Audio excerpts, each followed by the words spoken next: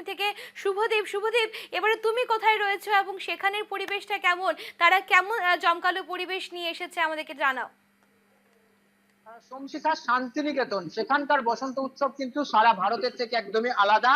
এবং কবিগুরুর এই পুণ্যভূমিতে সকাল থেকেই বিভিন্ন জায়গা থেকে পর্যটকরা এসেছেন, বোলপুর শান্তিনিকেতনের মানুষরা রয়েছেন। এবং শান্তিনিকেতনের সঙ্গে কোনোভাবে আলাদা করা যায় না বাউল গানকে। বাউল গান কিন্তু এই মুহূর্তে চলছে শান্তিনিকেতনের যে কোপাই নদী, রবীন্দ্রনাথের বিভিন্ন কবিতায় উঠে এসেছে যে আমাদের ছোট নদী কোপাই, সেই কোপাই নদীর পাড়ে কিন্তু এই মুহূর্তে বাউল গানের আসর তুমি দেখতে পাচ্ছ। একটু বাউল গান তোমাকে দেখানোর চেষ্টা করবো এবং আমাদের নিউজ লাইভ বাংলার দর্শকদেরকেও দেখানোর চেষ্টা করবো যে বাউল গানের আসরে মেতে উঠেছে কিন্তু আপামর বাঙালি বলা যেতে পারে। এবং কোপাই নদীর তীরে এই আনন্দ ঘন মুহূর্ত কিন্তু এই মুহূর্তে দেখতে পাওয়া যাচ্ছে নিউজ লাইভ ক্যামেরাতে। এবং সেটা শুধুমাত্র শান্তিনিকেতনেই কিন্তু বলা যেতে পারে এই পরিবেশ। এবং তুমি দেখতে পাচ্ছ বাউল শিল্পীরা এখানে উপস্থিত হয়েছেন এবং তারা নিজের মনের আনন্দে কিন্তু আজকে এই অনুষ্ঠান, এই যে বসন্ত উৎসব, তাতে সামিল হয়েছেন। তারা গান গাইছেন, নিজেদের মধ্যে গান বাজনা করছেন। একটু কথা বলবো যদি বলা সম্ভব হয়। দাদা, আজকে আপনারা তো এখানে অনুষ্ঠান করছেন, গান করছেন, কেন? কেউ কি বলেছে না নিজের থেকেই আনন্দ নিচ্ছে। এখানে হোলির উপলক্ষে, দোল উপলক্ষে আমরা আনন্দ নিচ্ছি। সকাল থেকেই চলছে? সকাল থেকেই চলছে। কতক্ষণ কতক্ষণ করবেন? এটা চলবে মোটামুটি 5টা পর্যন্ত। দর্শক থাকে।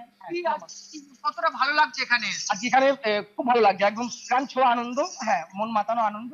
মানুষজন আসা যাওয়া আপনারা করছে। তো বিভিন্ন জায়গায় অনুষ্ঠান করতে যান, আজকে নিজেরাই কি অনুষ্ঠান করছেন? হ্যাঁ হ্যাঁ হ্যাঁ, নিজেরাই মনের আনন্দ অনুষ্ঠান করার জন্য বসেছি। মানুষকে আনন্দ দেবো আর নিজেরাও আনন্দ নেব, এই জন্যই।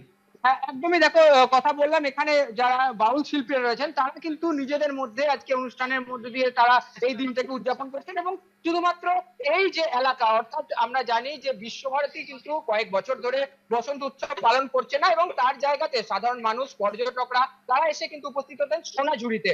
সোনাঝুরি খোয়ার যে জঙ্গল, সেখানে কিন্তু মানুষ উপস্থিত হতেন। কিন্তু গত কয়েক বছরে সেখানেও পরিবেশের কারণে কিন্তু সেই বসন্ত উৎসব পালন করা সেখানেও বন্ধ করে দেওয়া হয়েছে, অর্থাৎ সোনাঝুরিতেও কিন্তু প্রবেশ করতে পারছেন না মানুষজন। তাই তারা বেছে নিয়েছেন এই গোয়ালপাড়া কোপাই নদীর পাড়। এবং এক টুকরো যেটাকে বলতে পারো শান্তিনিকেতন এবং তার সঙ্গে সঙ্গে সোনাঝুরি কিন্তু ফুটে উঠেছে এই কোপাই নদীর পাড়ে গোয়ালপাড়াতে। এবং সেখানে বিভিন্ন জিনিসপত্র সাজিয়ে, পসরা সাজিয়ে কিন্তু বিকিনি চলছে, সেই ছবি তোমাকে দেখাবো একটু। এবং এই মুহূর্তে তুমি দেখতে পাচ্ছ যে মহিলারা যারা দূর দূরান্ত থেকে এসেছেন, পর্যটকরা কিন্তু এখানে এসে কেনাকাটা করছেন, তারা বিভিন্ন জিনিস সংগ্রহ করছেন এবং আজকের এই দিনটা ভাবে একটু কাটানোর চেষ্টা করছেন। একটু আমি তাদের সঙ্গে কথা বলার চেষ্টা করবো, একটু যাওয়ার চেষ্টা করি, তারপরে আম, আহ, আহ, তাদের সঙ্গে কথা বলবো এবং তারা কিভাবে আজকের দিনটা কাটাচ্ছেন, কি কি করতে চাইছেন, সেগুলো একটু জানবো।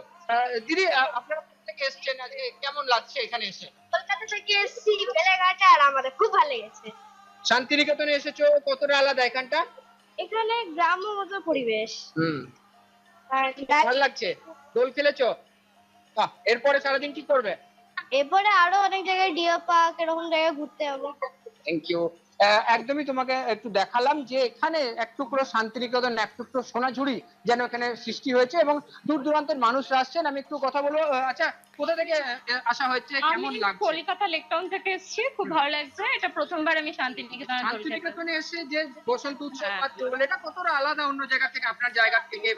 প্রথমত আমার মনে হয় যে এখানে কাউকে জোর করে রং মাখানো ব্যাপারটা হয় না, সবাইকে জিজ্ঞেস করে। আর অবভিয়াসলি ইউনিভার্সিটির দোলটা বন্ধ হয়ে গেছে, কিন্তু তাও খুব শান্ত সুষ্ঠু ভাবে হচ্ছে, ওই জন্য এটা better লাগে। গোয়ালপাড়া কোপাই নদী, এটা তো রবীন্দ্রনাথের কবিতায় উঠে এসেছে। হ্যাঁ। কেমন অনুভূতি এখানে এসে? সুন্দর সুষ্ঠু ভাবে যেহেতু সবকিছু পরিচালনা হচ্ছে, ওজন্য আরো ভালো লাগছে। একেবারে রং, রবীন্দ্রসঙ্গীত আর বসন্তের আভাসে সব মিলিয়ে শান্তিনিকেতনের ছবিটা আমরা দেখে তুললাম।